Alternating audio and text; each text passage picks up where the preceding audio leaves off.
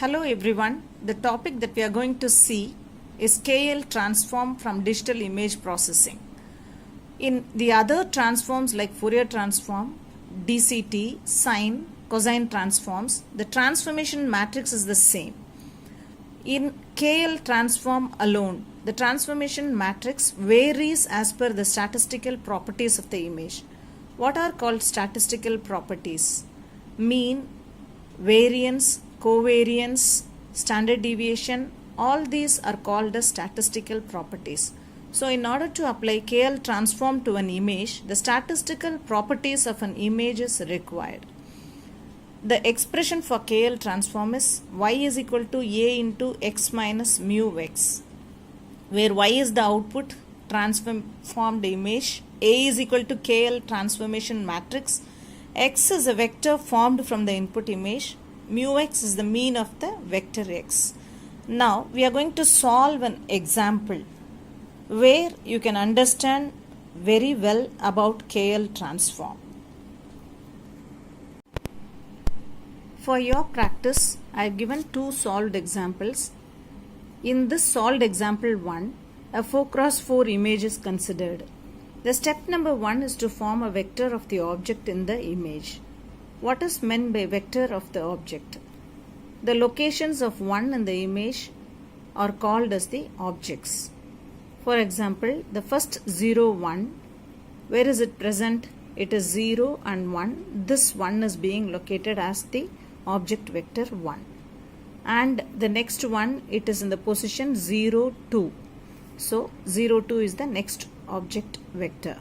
And then the next one is in 1, 1. 1, 1. And the next position is 2, 1. So it is 2, 1. Thus the four objects of the vector is formed and the expression is named B. Step number 2 is to find the mean of the vector x. How do you find out the mean of the vector x? Add up all the first four values, 0 plus 0 plus 1 plus 2 by 4. Gives you the first value 0.75. The next values 1 plus 2 plus 1 plus 1 is added, divided by 4. It gives the next value. And this expression is formed as C. Step number 3 is to find the covariance matrix. The formula for covariance matrix is well known to all of us. So how do you find out C1? It is x1 minus mu1. What is x1? 0 minus 0.75. So it is minus 0.75. This is written here. And then the next value 1 minus 1.25. 1 minus 1.25, it is minus 0.25. Minus 0.25 and its transpose. So the expected value of this. So the expected value of this is called as the covariance matrix. So that is formed. Okay. And then multiplication of this matrix and its transpose gives you these values. Similarly, C2 is also found out by subtracting 0 minus 0.5 and writing it in the first place, and 2 minus 1.25 and writing it in the second place, and its transpose. Multiplying these two matrices gives you this matrix value. Similarly, we have to find out the values of C3 and C4 using the object vectors x3 and x4 respectively. Then the next step is to find out the overall mean value C, which is the mean of C1, C2, C3 and C4. How to find it out? Go for the values of C1 and C2.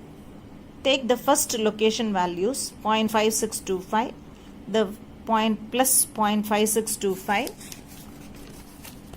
and 0.0625 plus 1.5625.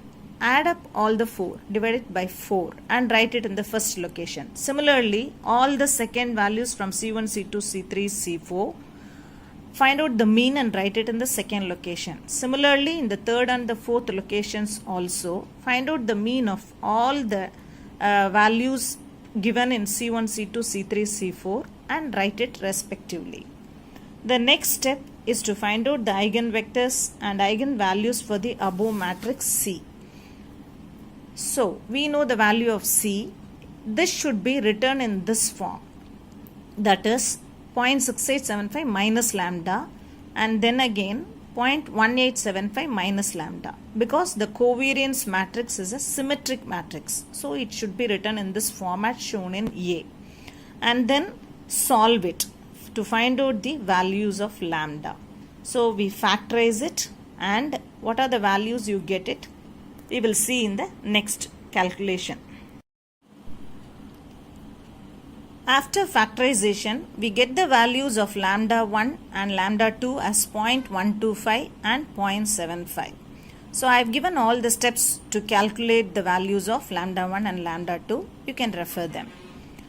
And these are called as the eigenvalues. Step number 5 is to find out the eigenvectors corresponding to the eigenvalues. So, we have two values lambda 1 and lambda 2. First, let's find out the eigenvector for lambda 1 is equal to 0.125. So, we know the covariance matrix given in the expression A. It is here. So, here substitute the value of lambda 1 into this covariance matrix. So, we have substituted lambda 1 and write this x1, x2. These are called as your eigenvectors. Then, solving for the value of x1, we get the eigenvalue for lambda 1. So, I have given the solution steps of solution here. You can refer them. Then, the next value of lambda 2 is 0.75. Similarly, substitute into A the value of lambda 2 and find out the value again for x1.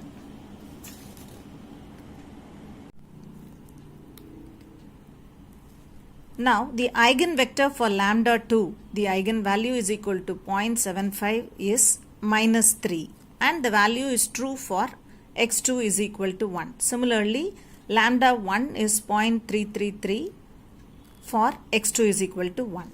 Now, form the transformation matrix A. Write the eigenvectors corresponding to the largest eigenvalues first. That is, A is equal to eigenvectors lambda 1, lambda 2, lambda 3 until lambda n. Where lambda 1 is greater than lambda 2, lambda 2 is greater than lambda 3. Therefore, A is written in this format. Minus 3 and then 0.3331.